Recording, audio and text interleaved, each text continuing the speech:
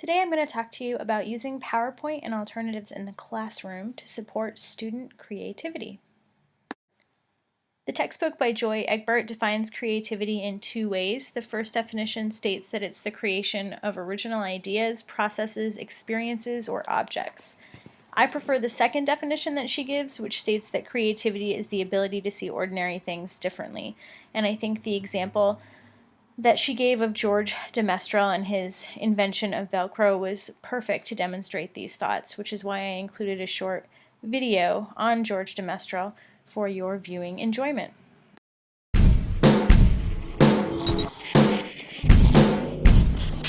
Behold, the miracle called Velcro. Where did it come from? Meet George de Mestral. Hello. Born in 1907. Imagine George, who loved the outdoors, walking through fields and forests with his dog. One day, he noticed how burrs stuck to his clothes and to his dog's fur. Oh, no. When George looked at a burr under a microscope, he discovered it was covered with many small hooks that caught on tiny natural loops in surfaces like fabric or fur. George experimented until he managed to reproduce this effect. When he succeeded, he named the product Velcro and founded a company to sell it. The name comes from a combination of the French words velours, or velvet, and crochet, or hook. The benefits of creativity have been widely documented.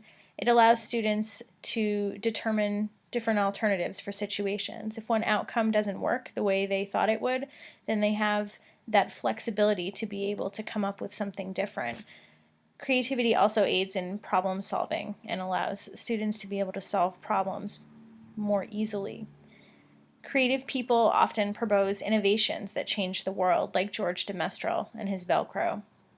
They also are more likely to stay on task longer because they're interested in what they're doing. They're engaged. Creativity allows students to be flexible and adaptable, to go with the flow, to figure out different scenarios, different ways of doing things. And people who are creative just generally live more rich and fulfilled lives. Technology is very beneficial in aiding in student creativity. However, we must remember that students need to develop skills and then use technology, not use technology as a replacement or a shortcut. The skills need to be there first, and the technology just comes in later to sort of aid in what the students are doing. Cameron is quoted in the text by Egbert as saying, "In those fields where creativity is to be fostered, we must teach students that the ideas and content of their work must precede and supersede the implementation of the work. Technology helps them implement. Only their own creativity and thoughts can make their work original and worthwhile."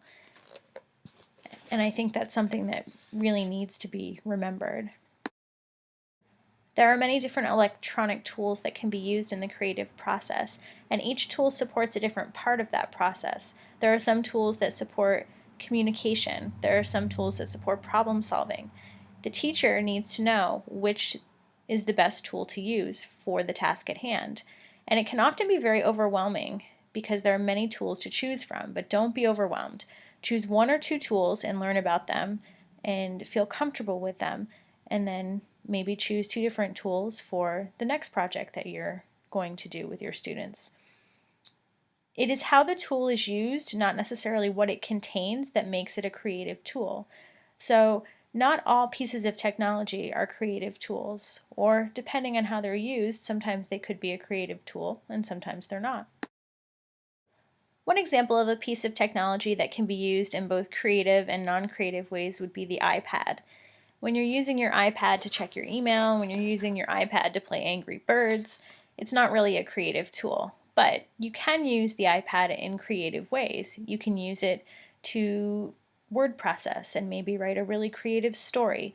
You could use it to take pictures and turn those pictures into a vacation video.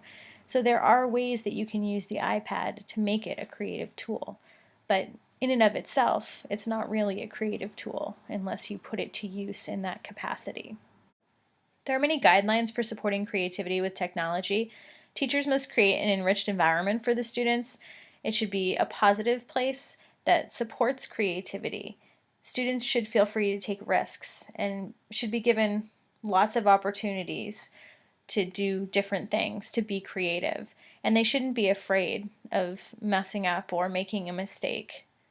Teachers also need to teach the techniques of being creative. They need to model these for their students. There are many, many ways to be creative, and if students see their teachers being creative, they're more likely to want to try to be creative as well. Teachers also need to teach the techniques of how to use the technology and be creative with that as well. Teachers should always let students show what they can do rather than what they cannot do. Their successes should be recognized. Anything good that they do should be recognized. It shouldn't be a right or wrong thing, because creativity isn't about right and wrong. And finally, teachers need to teach respect for ideas and people.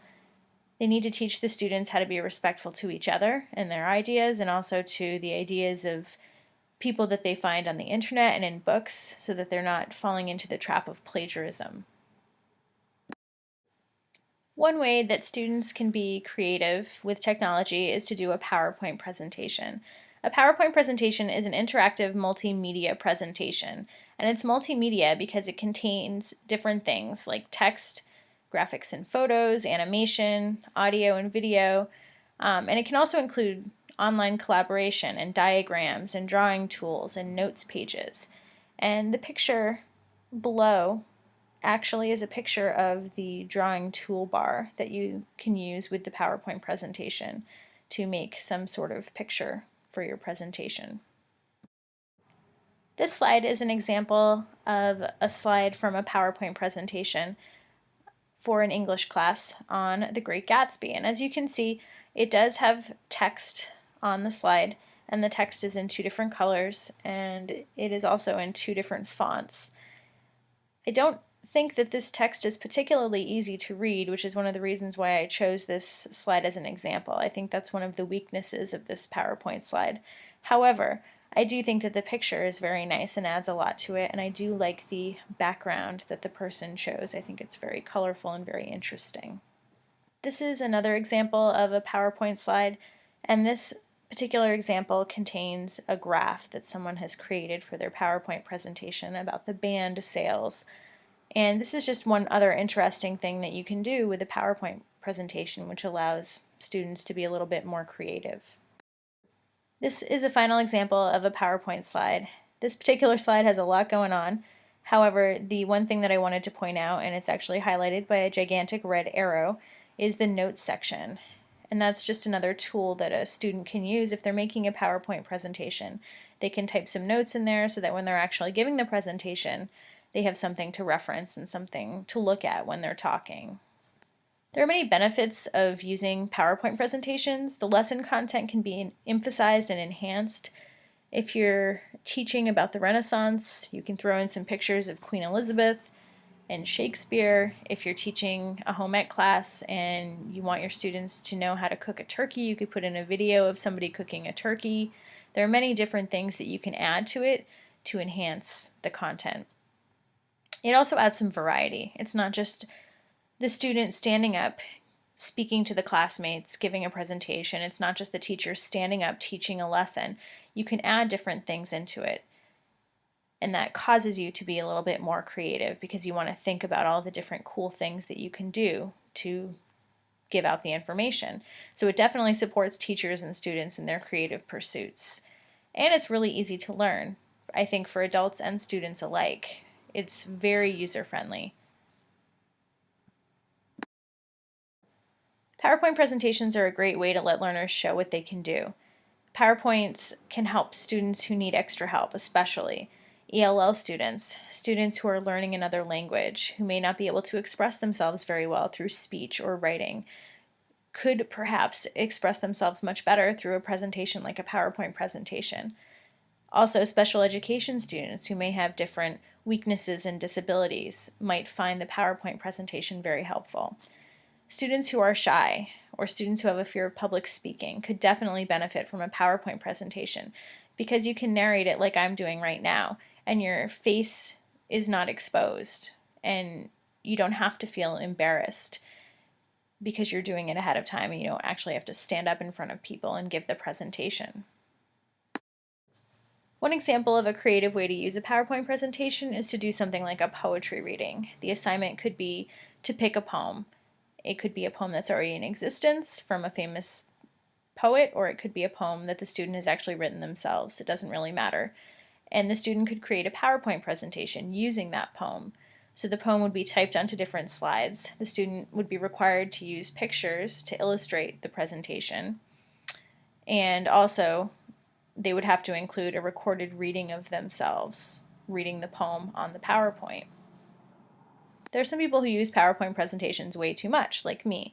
I would definitely say that I'm addicted to PowerPoints. And there are also some people who believe that PowerPoint presentations are not very creative, that they're a little bit too structured and they don't allow students enough choice. They don't allow students to be free and to decide and be creative. And in that case, there are many other options that you could choose from rather than doing a PowerPoint presentation, other types of technology that you could choose from to be creative. This is actually an example of a way to be creative using technology. It's called a word cloud. And the word cloud is illustrating a lot of different technology programs that you can use to foster creativity within your students. So you could use a program like Photoshop. You could use a program like Jigsaw. You could use a program like Cyberlink or HyperStudio or Weaver or iMovie. There are many, many different options. I actually used a program called Google Docs to make this PowerPoint presentation, and it would be an alternative to PowerPoint. And one of the great things about Google Docs is that it's really easy to use. Also, it posts everything to the web for easy access, so you don't have to worry about saving things and not being able to get them if you're at a different computer or in a different place. If I do something at home and I go to school, I can find it because it's all web-based. It's also free. You don't have to pay for it, which is another great benefit. And it fosters collaboration because you can actually write something up and send it to somebody and they can read it and edit it for you and send it back. So it definitely makes collaboration very, very easy. And with the Google Docs, you can also include things in your presentations like images and video and text, so you can be just as creative as you would have been using PowerPoint. One example of something creative that you could do using Google Docs would be a group project. So the students could very easily work on projects together. They could create the project on Google Docs. They could share it with other people in their group so that if they started it at school, they could actually access it at home and all the kids in the group would have access to it, so it wouldn't matter if one person had one part and one person was doing a different part. They could all sort of collaborate. Then they could edit each other's work, send it back and forth, and actually publish it so that the teacher could see it as well. There aren't any compatibility issues, so it's not like they're going to save something in the wrong format and try to print it and it's not going to work out, or they're going to email something to a friend who couldn't open it. Everything is right there online and easy for use. And because you don't have any of these other technological problems, the students can focus on being creative and can focus on making it a really interesting project rather than, did you receive my email and how am I going to get my part of the project to you, and worrying about those types of questions. I'd like to end this presentation with a quote from John Dewey. "If we teach today as we taught yesterday, we rob our children of tomorrow." And I think that quote is very apt for the subject at hand.